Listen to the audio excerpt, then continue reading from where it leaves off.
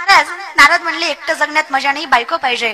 आता ह्यांनी जरा इकडे तिकडे वशिला लावावा. हे डायरेक्ट मुख्यमंत्र्याकडेच गेले. आजच शपथविधी झाली.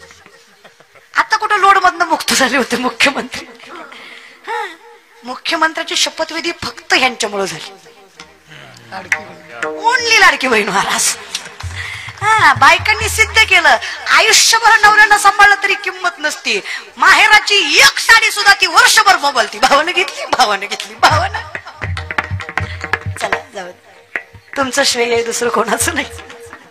शपथविधी झाली. मुख्यमंत्र्यालाच म्हणले. मुख्यमंत्री कोण आमचा? विठ्ठल. डायरेक्ट भगवंताला म्हणले देवा बायको. देव म्हणलं कर ना मग, तू दे. म्हणलं मी कुठून देऊ? तुला 16,108 दे 2-4 मला. काय फालतू पण आहे रे असला. देवाने तुम्हाला माहिती आहे का गेल्या का 16,100 पोरी कंसाच्या कारावासात आहेत. त्यांनी भगवंताकडे याचना केली देवा पोरी आहेत आम्ही. 7व्या अवतारामध्ये अहो सामर्थ्याने तुमची बायको पत्नी होती, देवी होती सीता, तिला समाजाने सोडलं नाही, तिला अग्नी परीक्षा द्यायला लावली. समाज आम्हाला सोडणार आहे? अहो परपुरुषाच्या छायेत राहून आलो, आमच्या पावित्र्याची पावती जगाला द्यायची तरी कशी? अरे बाईचा जन्म आमचा, स्त्रीचं जगणं म्हणजे स्वाभिमानानं नाही जगता आलं तर स्वाभिमानानं मेलेलं बरं असं आयुष्य आमचं. अपवित्र जगणंच नको देवा आम्हाला. त्यापेक्षा जीव देतो. कृष्णाने सांगावं कशाला काळजी करता? विचारलं तुम्हाला कुणी कोण तुम्ही तर ओरडून सांगा जगाला भगवान श्रीकृष्णाच्या अर्धांगिनी आम्ही. प्रत्येक मुलीला अधिकारानं जगता यावं म्हणून कृष्णानं स्वतःचं नाव लावण्याचा अधिकार दिला. कौतुक वाटतं मला माझ्या देवाचं आणि धर्माचं. त्यातल्या एकाही मुलीला माझ्या कृष्णानं साधा स्पर्श सुद्धा केला नाही. तो परमात्मा आहे माझा. हेही नीट ऐकत जा. भोग भोगोनी ब्रह्मचारी नवल केवडे केवडे नकळे कान्होबाचे देव आहे तो. तुका म्हणे नटधारी भोग भोगोनी ब्रह्मचारी. एवढी लग्न करूनही देवाकडे वासनेचा लवलेश नसावा तो परमात्मा. काही बोलायचं नाही. त्यानं 16,108 केल्या मी 2-4 करीतो. नीट बोलायचं या विषयाकडे. देव म्हणले हरकत नाही, जिथं मी नाही ती बायको तुझी. आता हे वासरेना भंगलेलं म्हटल्यानंतर कसं समजावून सांगायचं? 16,106 घरं फिरले नारद, एकही जागा अशी नाही जिथं देव नाही. कारण बोरच कर, एकही जागा अशी नाही जिथं देव नाही. सर्वा घटी राम देहादेक सूर्यप्रकाश भरला घनदाट देव नटला नाना परी भरुणी उरला. जे जे दिसे भूत ते मानी जे भगवंत हा भक्ती योग निश्चित जाणं माझा सगळीकडे. पण हे स्वतः भक्तिसूत्रामध्ये नारद सांगतात बरं का. हे स्वतः नारदांनी सांगितलंय की देव सगळीकडे आहे. फक्त सासू महाग लागली म्हणून नारदाच्या लक्षात राहिलं. सासू कळतील तुम्हाला? कोण सासू? वासना महाग लागली.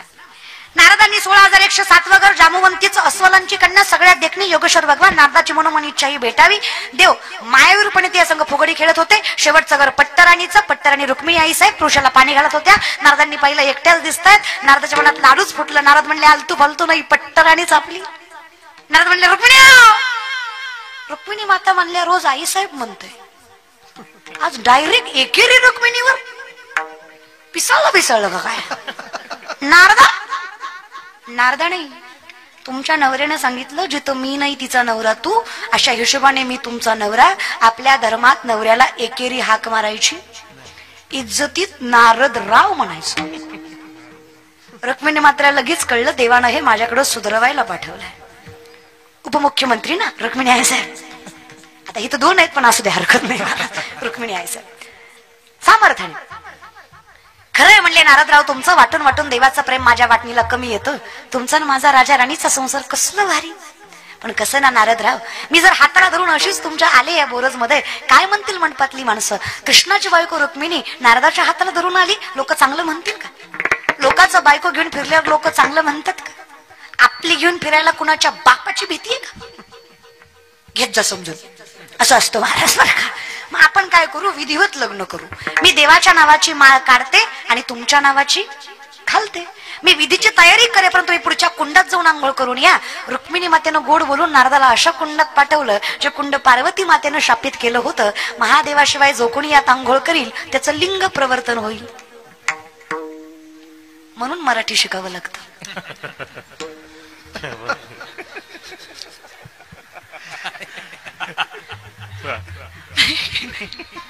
नारद आत गेले खरं पाण्यात, पण वर आलेच नाही. वर आले नाही, वर आली उगाच्या उगा धोतर गेलं लुगडं झालं. चांगले चिपळ्या घेऊन नारायण नारायण करीत होते. शिंडी गेली कमरापर्यंत, केस आली, नथनी मुरणी झुमका ठुशी बोरबा चपला. नारद म्हणले काहीतरी चुकलंय, सगळं चेंज झालंय. नारद की तो बही नारदी. नारदांची काय झाली? नारदी झाली. अहो चवळीच्या शेंगासारखी देखणी नार पाण्यातनं बाहेर आली. ज्या पाण्याचा कुंड ज्या वनात निघालं त्या वनात कोळ्याचा राजा, देवर राजा नावाचा राजा शिकारीसाठी आला होता. 11-11 खांद्यापर्यंत केस, इथं पेटी बांधली, दष्टपुष्ट काळा कुळकुळीत. तसल्या येड्याला तसल्या रानात तसली देखणी स्त्री दिसली. आधीच ती येड हिला बघून अजून येड लय ह्याला बायको करायची हौस असती. या देवर राजानं हिजाच हात धरून नेलं. चले नारदी म्हणलं तुला माहित नाही मी कोण आहे? गप्पे. नारदी म्हणले येड्या मी आताच बदलले. वडीत वडीत नेलं. वर्षाला एक, वर्षाला एक, वर्षाला एक, वर्षाला एक. कीर्तन नाही, लेकर थोडी थोडकी नाही, 60 पोरं झाली. लय बायको करायची हौस होती. 60 पोरं झाली. नारदी म्हणलीस त्यांनी 60 बी पोरच होय, एखादी वारं घालाय तरी पोरगी असू द्या. 61वी मुलगी कपिला 60. 61 लेकर नारदीला. तुम्ही आता इमानदारीनं सांगा, आपल्याकडे 2 असले घरात किती तरा असते? 2च सुद्धा. एक शहाणा असतो आणि एक शान. खा म्हणलं की खातं, शाळेत जा म्हणलं की जातं, खोड्या करीत नाही. दुसरं अगदी विरुद्ध असत. ती माणसं बघून मुदाम करतो. हा, ती माणसात उड्या मारतो. त्याला माहित आहे माणसात काय करते, निस्ती दातो खाती करते काय. पाहुणा गेल्यावर 2 झपका खाणं खवाय ना, माणसात मजा मारून घेतो महाराज. 2 एवढी तरा 61 किती असत? नारदी म्हणली एक खातं, एक उठतं, एक बसतं, एक झोपतं, एक रडतं, एक मुततं, एक असली जनावर सांभाळण्यापेक्षा मेलेला. रातचं उठली, कुंडात उडी मारली, जीव दिला, मिली नाही. जागेवर आली, शिंडी शिंडी, पुन्हा लुगड्यातलं धोतरा. नारद म्हणले सुटलो काही. पुन्हा काहीतरी व्हायच्या आधी पटविण्या पाण्याच्या बाहेर गळ्यात येणं, हातात चिपळ्या, नारायण नारायण नारायण. रुक्मिणी माता दारातच हार घेऊन उभा होते. नारदराव कशाचा नारदराव? रावच राहिला नव्हता ना रे. आईसाहेब आईसाहेब आईसाहेबच बरे. पण मी काय म्हणतो, चुकलं होतं तर तोंडानं सांगायचं. लय चुकलं होतं 2-4 हाणायचं. 61 बाळात पण तेवढी बऱ्या कळा लय सोचलं ग. रुक्मिणी आईसाहेब म्हटल्या तुमचा रोग सांगून बरा होणार यातला नव्हता. तुम्हाला 440 व्होल्टेज नाही 1000 व्होल्टेजच द्यावा लागत होता. मी फक्त विचार केला, नारदाची एकदा चुकली तर एवढी फजिती झाली.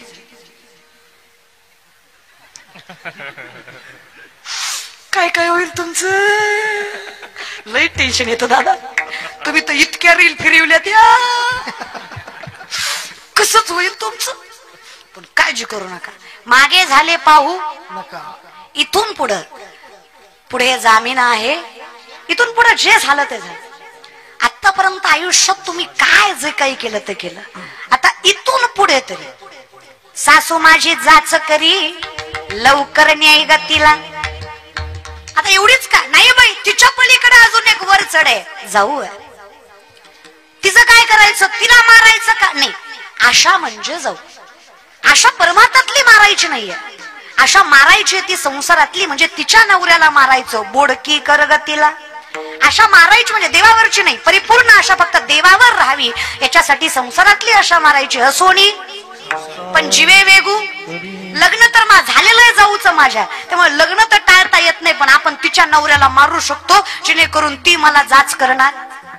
ती आशा फक्त परमार्थावर राहील. ना तरी दरवी जैसी रेघोनी नाना रसी प्रिदरस स्वादासी नेनी जीवी.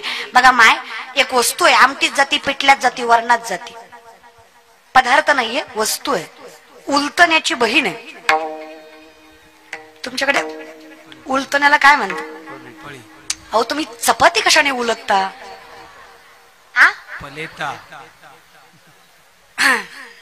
चपटा असतो ते. काय म्हणता तुम्ही माय? परेटा, पलिता, पलिता तर पलिता, पलिता महाराज. आमच्याकडे त्याला उलतणं किंवा उलटणं असं म्हणतात. उलटतो ना त्याने, मरू द्या माय. पलिटा, पलिटा का चुकलं तर चुकू द्या, एवढं काय त्याला. पलिटा महाराज समजून घ्यायचं. पली तर ती त्याची बहीण कोण? पळी. पळी आमटीत जाते, वरणात जाते, भाजीत जाते. तिला महागारी आल्यावर विचारायचं, वरणात जाऊन आलीस, वरण तिखट झालं का अळणी झालं? सांगते का ती? आता एवढी ढवळू ढवळू येते की, पण सांगत ती तिचंच काम करते, भलत करीत. दरवी म्हणजे पळी. ना तरी दरवी जैसी रिघोनी नाना रसी परिते रस स्वादासी नेनी जेवी आलिप्त कमळ जळी जैसे. कमळ पाण्यात राहतं पण कमळावर पाणी कधी टिकत नाही. आम्ही संसार करावा पण बोडकेपणाने करावा.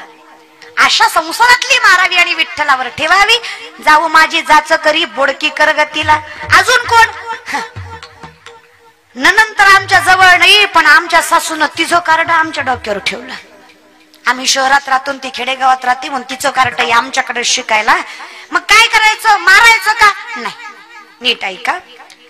नंदेचं कार्ट याचा अर्थ शरीराला झालेला मोह म्हणजे नंदेचं कार्ट. इच्छेचं पोरग मोह, इच्छा ननंद, तिचं पोरग मोह. आम्हाला इच्छा मारायची नाहीये, आम्हाला मारायचा तो मोह. कशावरचा? याच्यावरचा. खरूज हा संसर्गजन्य रोग आहे. खरूज फंगल इन्फेक्शन म्हणू शकतो आपण खरूजला. खरूज जर झाली तर माणूस त्याच्या जवळ येत, कारण ते व्हायरल इन्फेक्शन होऊ शकतं. अगदी तसं ज्या दिवशी कळतं की हे नाशवंत आहे, त्या दिवशी प्रेम होतं फक्त आत्म्यातल्या परमात्म्यावर. मला कळावं हे खोटं आहे म्हणून खरूज होते. या मोहाला एकदा खरूज झाली, याला कळलं की देह नाशवंत आहे, पुन्हा माणूस देहाच्या नादी लागणार. मग भक्ता ऐसे जाना जे तेही उदास गेले आशा पाश. मग फक्त मायबापावर प्रेम राहील. नाही मला माहित आहे, राखतो रे ते जुनं भजन बघा. लेकरांची सेवा केली तू आई, लेकरांची सेवा केली तू आई. कस टांग फेरू कस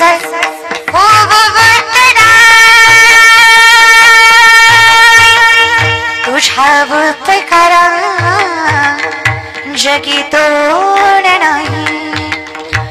उभारी न जीव माझा सावई विठाई विठ्ठला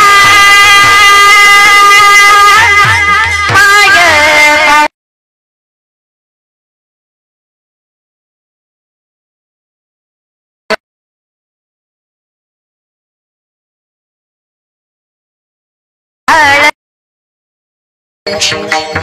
माहुलीत मूर्ती विठ्ठलाची.